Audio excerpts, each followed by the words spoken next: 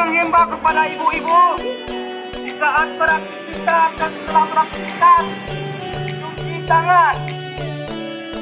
mencuci tangan baik menggunakan sabun ataupun sanitizer.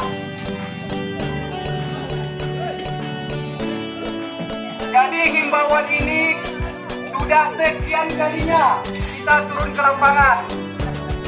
Tergantung bapak-bapak, ibu-ibu kesadarannya. Karena indikasinya ibu-ibu, kalau ibu-ibu tidak mau pakai masker, ragu-ragu pakai masker, berarti ibu ini ragu-ragu untuk sehat, ya kan? Kalau ragu-ragu untuk sehat, ya itu adalah suatu petaka bagi kita semua. Sayangilah keluarga di rumah, sayangi anak, sayangi istri, yang istri sayangi lagi kita. Kalau kita sudah sakit, semuanya akan menderita. Ya ibu-ibu ya? Nah, pakai maskernya.